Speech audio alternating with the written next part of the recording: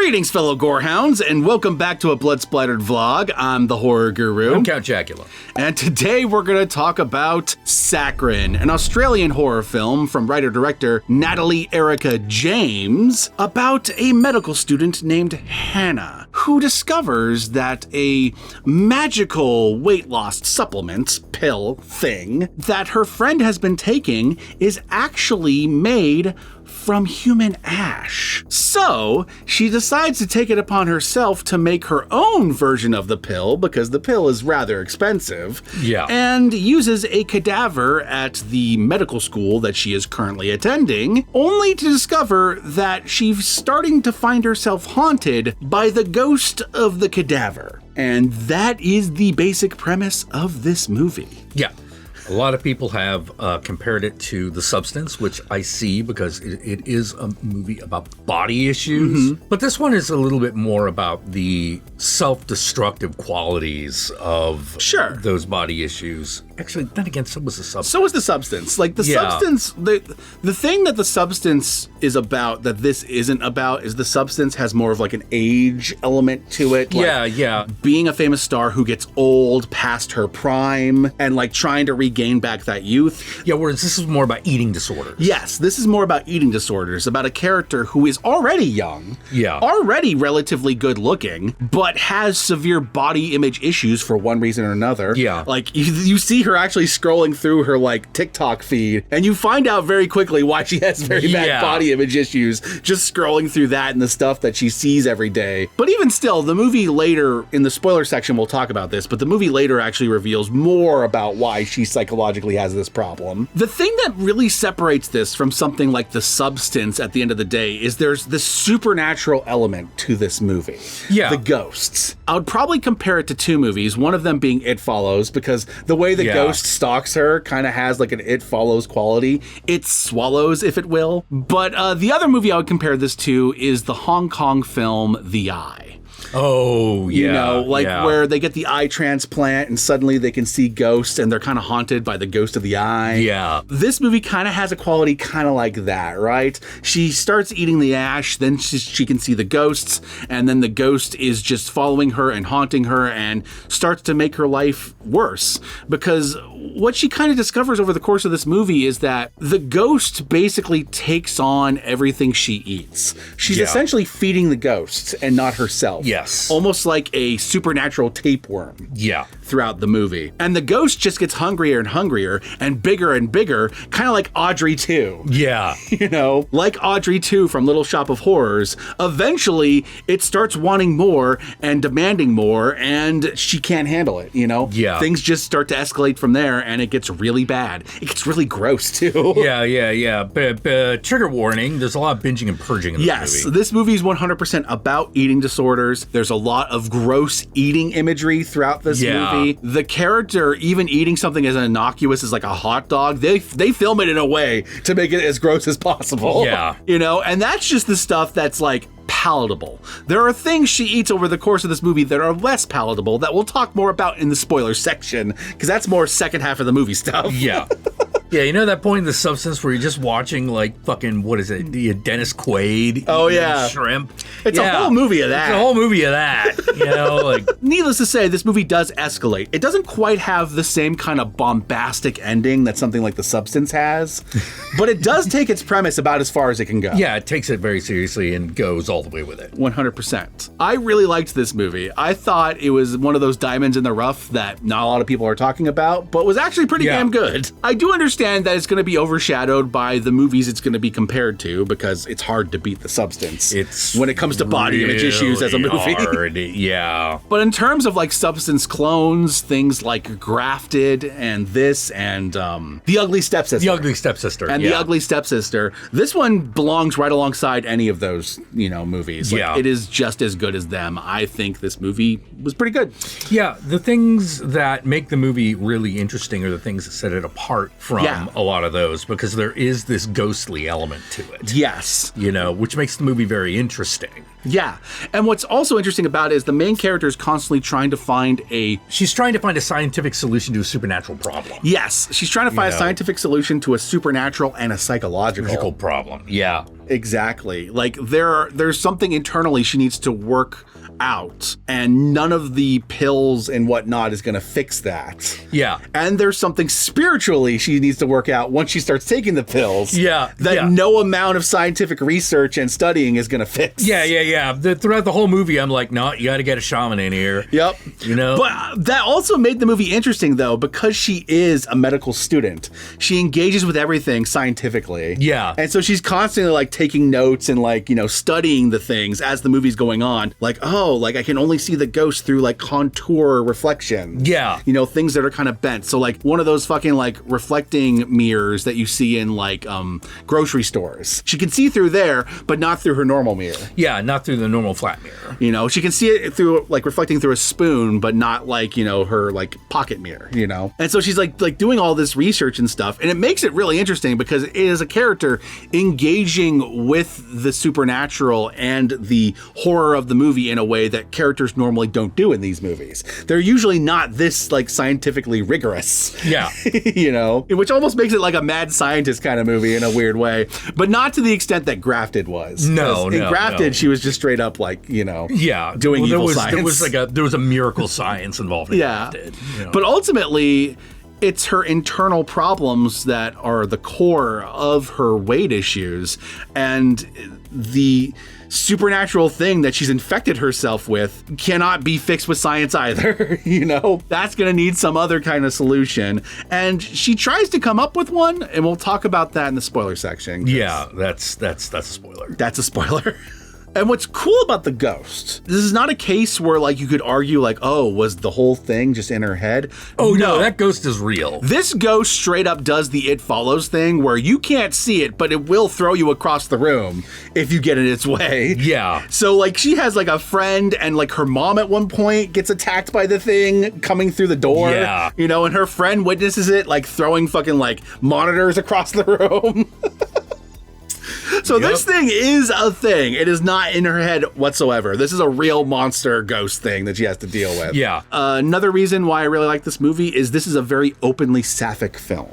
Oh, yeah. It is a movie about a lesbian. All the other characters in the movie are women and lesbians themselves. Yes. There's really no male presence in this movie. This movie was made for lesbians by lesbians. Yeah. There's like one, her dad is like the only like male character that like gets wine. And he is kind of like a looming presence in the movie because you're not quite sure what her relationship is with him, but you do know it's not good. Yeah. But you're not sure of the extent of that. You're not sure like if it's because her dad has health problems or if it's because her dad is like abusive or something. Yeah. We'll talk more about that in the spoiler section because that is something that's kind of revealed in the second act. But yeah, I dug this movie. I highly recommend it. It is currently available on Shudder. It did have a brief theatrical run earlier this year. I wasn't able to catch it at the time because it wasn't playing near me. Yeah. But it is on Shudder. So if you want to go see it for yourself, check it out on Shudder. It's well worth your time. And with that said, let's move on to the spoilers and talk about the parts of the movie that we couldn't talk about so far. Yeah.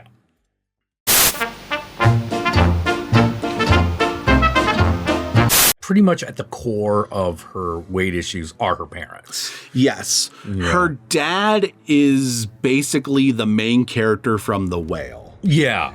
Like a character who is so severely overweight that all of the problems in their life is kind of traced back to this one thing. Yeah. Has done very little to actually curb that problem. And it's kind of like turned them into a black hole, sucking everyone around them into that black hole, including her mom, who is utterly miserable, living with a husband who can't take care of himself, can't do anything. And because of this, she herself not only resents her father, it has made her have such severe body image issues herself to the point where even at the beginning of the movie, she isn't really that big. I would be surprised if she was like 150 pounds, she was not very big. But in her mind, she's massive, right? In her mind, she is huge. But at the core of it is her relationship to her father, Her father is this constant reminder of like what not taking care of yourself can do.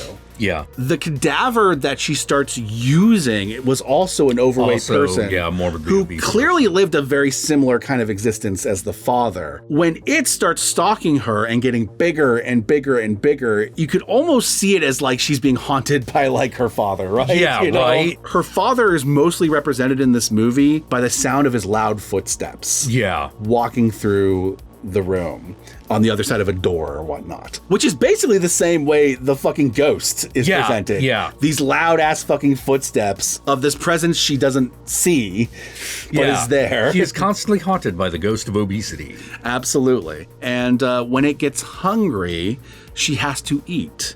And if she starves it long enough, it will just possess her body. Yeah. She'll like wake up and have like eaten everything in the fridge and everything like under the sink too. Yeah. Like fucking like cleaning fluids and shit like that. Shit that will literally fucking kill you. And this escalates to the point where by the final shots of the movie, she's eating a person. Yeah. Not for a lack of trying to fix this thing, because she tries to come up with this idea of like, oh, well, I'm starting to develop the same tumor that the cadaver had. So maybe if I remove the tumor, it will sever my connection to the cadaver. This plan was really fucking dumb. Yeah. I understand that she was desperate, but her whole plan is, all right, so I'm going to take some ketamine to take the edge off. While I'm high on I'm like, how did you even remember what you were doing? While I'm high on ketamine, I'm going to cut myself open and remove the tumor and then somehow either stitch myself up or hope my friend that I locked on the other side of the door will come in before I'm done with the surgery and stitch me back up. Yeah. Yeah. This goes just about as bad as you can imagine, because she cuts herself open and she gets the ketamine, but she gets so high, she hallucinates herself in this like fucking garbage dump with the fucking monster like fucking ghost coming at her. Like the fucking Pillsbury fucking doughboy from fucking Ghostbusters. And she thinks that removing the tumor has fixed the problem, but then when she goes to see her girlfriend that she gets over the course of this movie, because one of the reasons she also wanted to lose weight specifically was to attract this one girl at the gym. Yeah. That was another thing that was kind of a through line in the movie. And she does attract her when she loses weight, but, you know, then eats her whole fridge and starts doing weird shit. Things going awry.